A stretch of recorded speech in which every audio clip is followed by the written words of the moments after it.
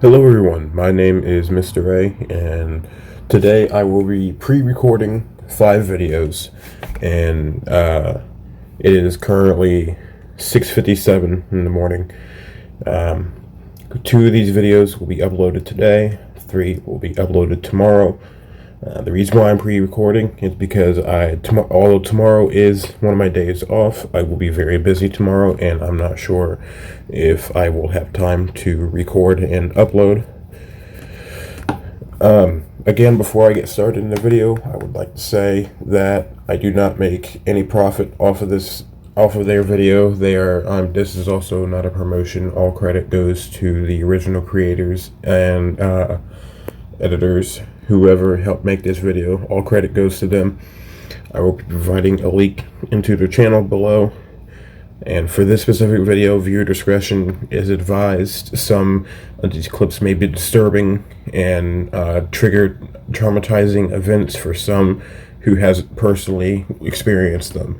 So if you do not like tornadoes, if you have a fear of them, or if you have went through a traumatizing event with tornadoes and would rather not see them anymore, I advise you to click away from this video and move on to another one.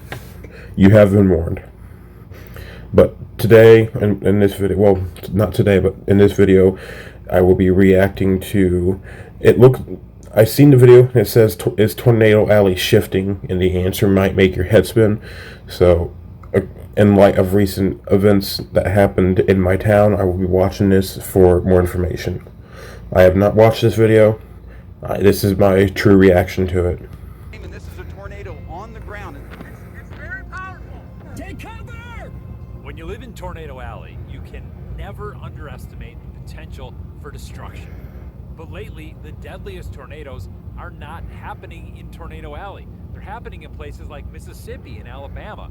And it was just December when a tornado... With those 2 flashes, I am going to go ahead and say, just as a precaution, if you have epileptic seizures or any sort of light sensory or sensibility, I guess is the best way to put it, I would go ahead and also click away from this video now, because I am not responsible from this point onward to any injuries that happen to you for watching this video. tornado slammed into Kentucky and led to 93 deaths. So I just drove up here to Oklahoma because I've been seeing these stories that say things like, why the famous Tornado Alley is on the move. And I want to know, first of all, is that true?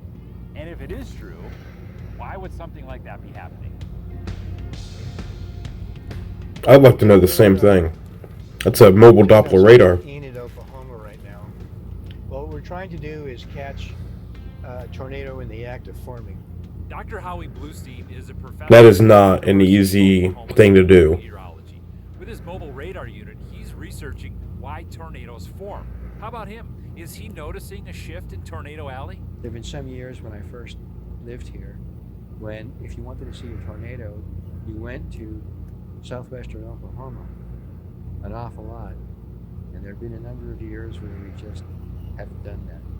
So does that mean, anecdotally, things that you've seen some kind of change? I've seen some kind of change, but then I've also seen it change back. All right, let's get to the basics, like the definition of Tornado Alley. It stretches from North Texas up through Oklahoma, Nebraska, and South Dakota. Bluestein says there are a few reasons that everyone is so aware of Tornado Alley.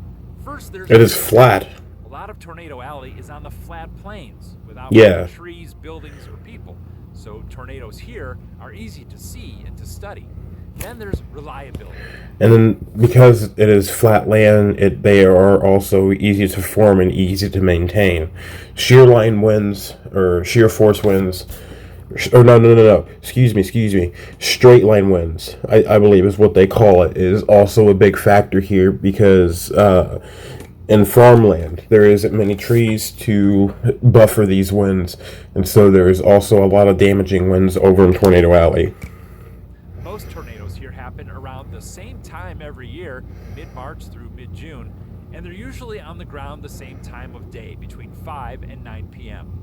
But popular culture is so focused on Tornado Alley, experts say we tend to be biased against another major tornado hotspot.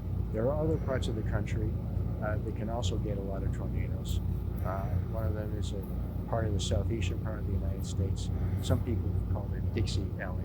Dixie Alley. Have you heard that one before? No, I have It's not. roughly around Arkansas, Louisiana, Tennessee, Alabama, and Georgia. Oh, I know a lot of I didn't know if that's what they called There's it. a few reasons it doesn't really capture our imagination.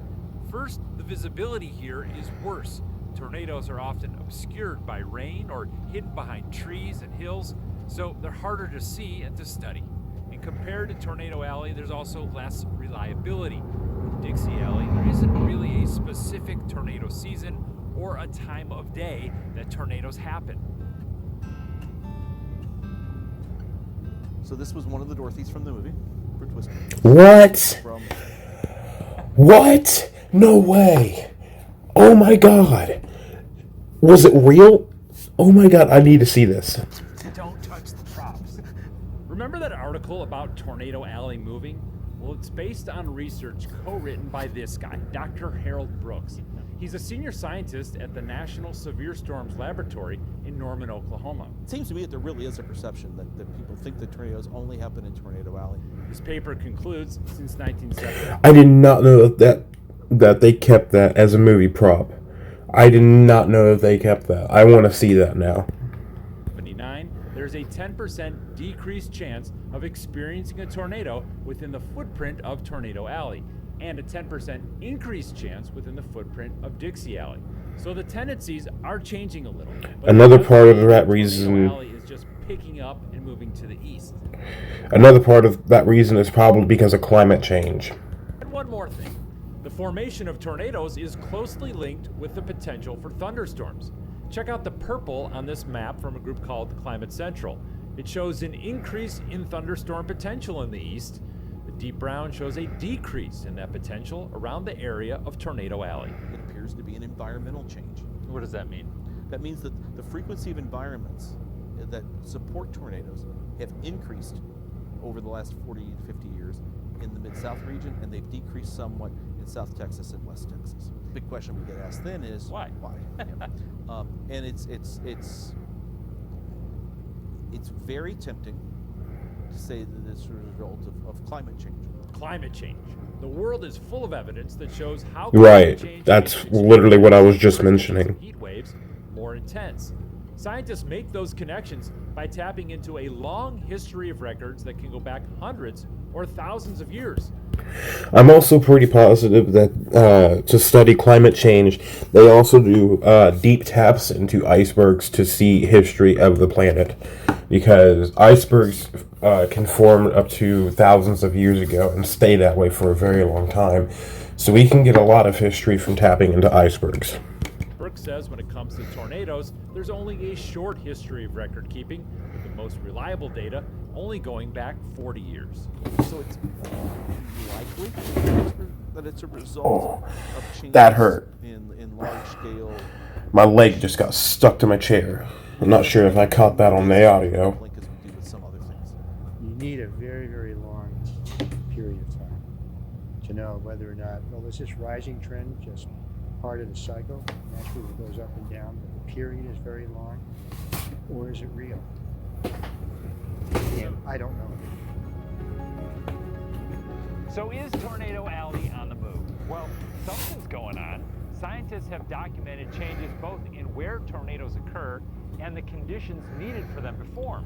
But is this a permanent change? Is it a short-term trend? Is it climate change? The answer is, we don't have enough information to know. That is unfortunate. Reporting. I will see you guys in the next video.